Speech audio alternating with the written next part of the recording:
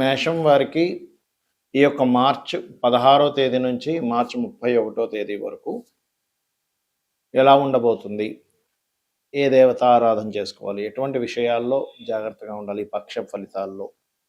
అనేటువంటి విషయాలు చెప్తుంది నేనైనప్పటికీ చెప్పిస్తుంది సాక్షాత్ లలిత అమ్మవారిగా భావిస్తూ, ఆ లలితాంబిక అమ్మవారి యొక్క అనుగ్రహం పరిపూర్ణంగా మీ అందరికీ కలగాలని మనస్ఫూర్తిగా కోరుకుంటూ, ఇక్కడ మీకు కనుక చూసుకున్నట్లయితే మీ మేషం నుంచి 12వ స్థానంలో 3 గ్రహాలు అంటే రవి, శని, శుక్రుడు. ఆ యొక్క శుక్రుడు 27వ తేదీ నుంచి మళ్ళీ రాశిలోకి వస్తున్నాడు. అదేవిధంగా ఏకాదశంలో రాహువు, కుజుడు, బుధుడు ఉన్నారు. 3వ స్థానంలో గురువు, 5వ స్థానంలో కేతువు. ఈ చంద్రుడు మకర రాశి నుంచి మిథున రాశి వరకు, ఆల్మోస్ట్ మిథున కర్కాటక రాశుల వరకు ఈ యొక్క పక్షంలో తిరుగుతాడు. ఈ గ్రహస్థితిని అనుసరించి ఎలా ఉండబోతుంది మీకు చూసుకున్నట్లయితే, ఫస్ట్ ఆఫ్ ఆల్ 12వ స్థానంలో శనితో పాటు శుక్రుడు కూడా వచ్చినందుకు గతంలో చేసినటువంటి కొన్ని ఇన్వెస్ట్మెంట్స్కి ఈ పక్షంలో కొద్దిగా మీకు ఫ్రూట్స్ కనిపిస్తాయి అనేటువంటిది తెలుసుకోవచ్చు. అలాగే కొంత సేవా సంబంధించిన వాటి మూలంగా పేరు ప్రఖ్యాతలు రావడము, కాకపోతే కాస్త అనుకోకుండా ఖర్చులు ఎక్కువ అవడం అనేటువంటిది కనిపిస్తుంది. మరియు మీరు ఈ పక్షంలో 17, 18, 19 తేదీలు కాస్త మీరు ఏదైనా ఎక్కువ లాభం వస్తుంది అని అనుకుని ఒక్కోసారి తొందరపడి మనం ల్యాండ్స్ తీసుకోవడమో, లేదా ఫ్యాక్టరీస్ పెట్టడమో, లేనట్లయితే కొన్ని సంస్థల నిర్మాణం చేస్తూ ఉంటాం. ఈ 3 రోజులు కాస్త జాగ్రత్తగా ఉండండి. 3వ స్థానంలో గురువు ఉన్నందుకు కొంచెం ఎవరితోనైనా మాట్లాడేటప్పుడు అది కొంత జాగ్రత్త పడుతూ ఉండాలి.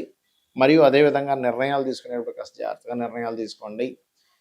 ఈ పక్షంలో 27వ తేదీ నుంచి లగ్నంలోకి అంటే రాశిలోకి శుక్రుడి యొక్క సంబంధం వస్తుంది కాబట్టి అక్కడి నుంచి మీకు వివాహ సంబంధించినటువంటివి ఏవైతే ఉంటాయో ఆ యొక్క విషయాలన్నీ కూడా మీకు చాలా కొంచెం మూమెంట్ అనేటువంటిది వస్తుంది.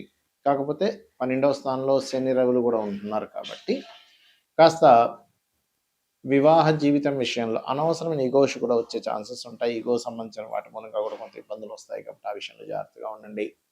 అదేవిధంగా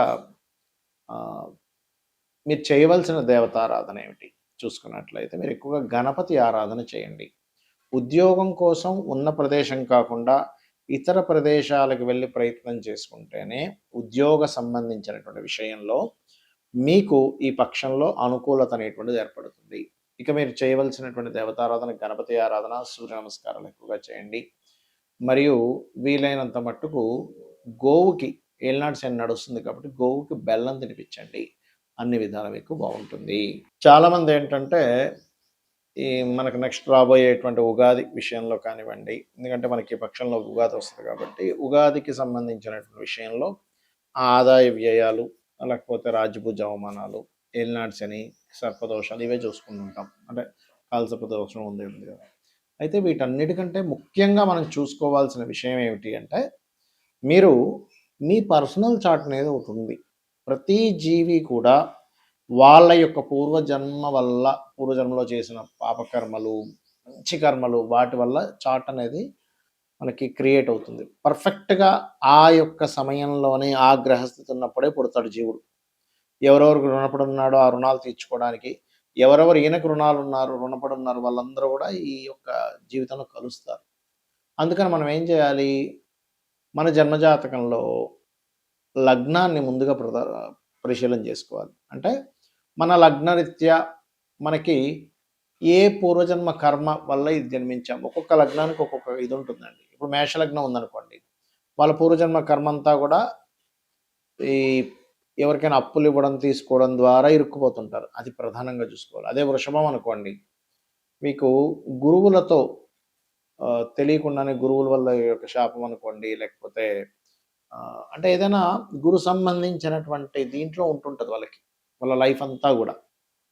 మిథునం అనవసరంగా అగ్రెసివ్ అవ్వకూడదు, దానివల్ల వీళ్ళు పూర్వజన్మ కర్మలో ఇరుక్కుంటారు. కర్కాటకం అనుకోండి, వీళ్ళకి ఎంతసేపు ఏంటంటే మదరు, ప్రాపర్టీ, వీటి నుంచే కనెక్టివిటీ ఉంటుంది పూర్వజన్మ కర్మ అంతా కూడా. అదేవిధంగా సింహం జీవిత భాగస్వామి, బిజినెస్లు, వీటితో సంబంధం ఎక్కువగా ఉంటుంది పూర్వజన్మ కర్మ. అంటే వీటికి మీరు పూర్వజన్మ కర్మతో సంబంధం కలిగి ఉంది. అదేవిధంగా కన్య అనుకోండి, ఇక్కడ కూడా ఏంటంటే కాస్త మదరు, ఎమోషన్స్, ఫుడ్ రిలేటెడ్ వీటితో ఉంటుంది. తుల అనుకోండి ఉదాహరణకి, ఇక్కడ కూడా కొంతవరకు మీకు ఈ కమ్యూనికేషన్స్ రిలేటెడ్ గురువులతో ఇబ్బంది, అంటే ఇబ్బంది అనుకోండి, మంచి అనుకోండి. అంటే ఒక్కొక్క దానికి ఒక్కొక్కటి. వృశ్చికానికి అయితేనేమో షేర్ మార్కెట్, ధనస్సుకి అయితే వివాహ సంబంధించిన విషయాలు, మకరానికి అయితేనేమో భూ సంబంధించినటువంటి వ్యవహారాలు, కుంభానికి అయితే మరలా మదర్తో ఉండేటువంటిది, ఎమోషన్స్తో ఉండేటువంటి కనెక్టివిటీ, మీనం అయితేనేమో తండ్రితో. ఎందుకు చెప్తున్నానంటే, ఫస్ట్ ఆఫ్ ఆల్ మీ పర్సనల్ చార్ట్లో పూర్వజన్మ కర్మ దేంతో లింకప్ అయి ఉంది, ఏం కర్మ తీర్చుకోవడానికి వచ్చారన్న విషయాన్ని తెలుసుకోగలగాలి. ఇక రెండో విషయం ఏంటంటే, మీరు ఇప్పుడు ధనం సంపాదించలేకపోతున్నాం, అసలు మీ ధనాధిపతి ఎవరు, దాని యొక్క కండిషన్ ఎలా ఉంది, ఏ రెమెడీ చేసుకుంటే మీకు ఫైనాన్షియల్గా గ్రోత్ బాగుంటుంది, సిబ్లింగ్స్తో ఎందుకు మీకు ఇబ్బందులు ఉన్నాయి, థర్డ్ హౌస్. అదేవిధంగా ప్రాపర్టీ ఏ ఫేసింగ్ కొనుక్కోవాలి, ఎప్పుడు కొనుక్కోవాలి, ఎప్పుడు ఇన్వెస్ట్మెంట్ చేస్తే మంచిది, అసలు మీ పేరు మీద కొనొచ్చా లేదా, సంతాన అభివృద్ధి పంచమ స్థానం. అదేవిధంగా రుణము, రోగము, శత్రుత్వాలు ఎందుకు పెరుగుతున్నాయి, ఎందుకు ఇబ్బంది పడుతున్నారు, సిక్స్త్ హౌస్. జీవిత భాగస్వామి ఎలాంటి వాళ్ళు వస్తారు, ఎప్పుడు వివాహం చేసుకోవాలి, ఏది రైట్ టైం అసలు వివాహం చేసుకోవడానికి అని చెప్పేది సెవెంత్ హౌస్. అలాగే ఆకస్మిక సంఘటనలు అనుకోండి, తండ్రి యొక్క తత్వము, తల్లి యొక్క తత్వం అనుకోండి, కెరియర్లో ఎందుకు ఎదగలేకపోతున్నారు అనుకోండి, అదేవిధంగా బిజినెస్లో ఎదగాలంటే అసలు మీరు ఏ బిజినెస్ చేస్తే బాగుంటుందని, లేకపోతే విదేశాలకు వెళ్తే బాగుంటుందా లేదా, ఎప్పుడు ఇన్వెస్ట్మెంట్ చేయాలి, ఇవన్నీ కూడా మీ పర్సనల్ చార్ట్లో ఉంటాయి, గుర్తుపెట్టుకోండి. దీన్ని వదిలేసి ఏదో గోచారంలో ఎల్నాడ్సీన్ వచ్చేసింది, లేకపోతే అది బాగాలేదు, ఇది కేవలం 5 to 10% మాత్రమే దీని ప్రభావం ఉంటుంది. అయితే ఆ 5 to 10% కూడా మీరు ఎందుకు రిస్క్లో పడాలి అనే దాంతో ఈ గోచారం ఎలా ఉంది, ఈ గ్రహస్థితి ఎలా ఉంది, ఈ జాగ్రత్తలు తీసుకోండి అని చెప్తూ ఉంటాం. కానీ మీరు అర్థం చేసుకోవాల్సింది ఏంటంటే, మీ జన్మజాతకము, మీ పర్సనల్ చార్ట్లో లగ్నం నుంచి 9 గ్రహాలు 12 భావాల్లో ఎక్కడెక్కడ స్థితి పొందాయి, దాని మూలంగా ఎలాగా. సరే, కొంతమందికి జాతక చక్రం ఉండదు, అప్పుడు ఏం చేయాలి, సింపుల్గా ఏం లేదు, ఉదయము సాయంత్రము లలిత చేసుకోండి. మీ జాతక చక్రంలో ఉండే దోషాలను అమ్మవారే తిరిగి రాస్తుంది, 100% అందులో ఎటువంటి డౌట్ లేదు. ఎందుకంటే లలితా సహస్రనామాల్లో ఒక్క నామం పట్టుకొని మీరు రెగ్యులర్గా చాంటింగ్ చేసిన ఆ ఒక్క నామము పూర్వజన్మల్లో ఉన్నటువంటి అనేకమైనటువంటి పాపాలని దగ్ధం చేస్తుందట. కాబట్టి ఇలాగైనా చేయండి, కనీసం శ్రీమాత్రే నమః. లేదంటే నాకు ఫైనాన్షియల్గా ఇబ్బంది ఉంది, ఓం సంపత్కరీ సమారూఢ సింధుర వ్రజ సేవితాయే నమః. హెల్త్ బాగాలేదు, ఓం సర్వవ్యాధి ప్రశమని సర్వమృత్యు నివారిణి అగ్రగణ్య అచింత్య రూప కలికల్మష నాశినే నమః. ఇలాగా ఒక్కొక్క నామాన్ని ఒక్కొక్క దీన్ని బట్టి మీరు చేసుకుంటూ వెళ్ళవచ్చు, గుర్తుపెట్టుకోండి. ఆ రకంగా ఏంటంటే ఎప్పుడైనా సరే ఒకటే గుర్తుపెట్టుకోండి, మీరు ఏదైనా ఒక నామం చేసేటప్పుడు పర్టికులర్గా ఏంటంటే మనసుతో చేయండి, ఇది నాకు ఖచ్చితంగా నన్ను రక్షించి తీరుతుంది, పూర్వజన్మ కర్మని తగ్గిస్తుంది అనేటువంటి మనసు దానికి కనెక్ట్ అవ్వాలి. మనసు కనెక్ట్ అవ్వకపోతే మీరు నామం చేసినప్పుడు రావాల్సినంత పూర్తి ఫలితం రాదు, ఇది గుర్తుపెట్టుకోండి. అలాగే ఇంట్లో ఉండే వాస్తు సంబంధించినటువంటి విషయాల్లో కూడా అసలు వాస్తుపరంగా ఎలా ఉంది, ఉత్తరంలో ఏమైనా బాత్రూమ్ లెట్రిన్స్ ఉన్నాయా, ఇంట్లో ఉండేటువంటి రంగులు ఏమిటి, ఇవి కూడా దీని ప్రభావం చూపిస్తూ ఉంటుంది. కాబట్టి ఇవన్నీ చెయ్యండి, తెలుసుకోండి, ఖచ్చితంగా మీ లైఫ్ బాగుంటుంది. ఇవన్నీ శాస్త్రాలు, మూఢనమ్మకాలు కాదు.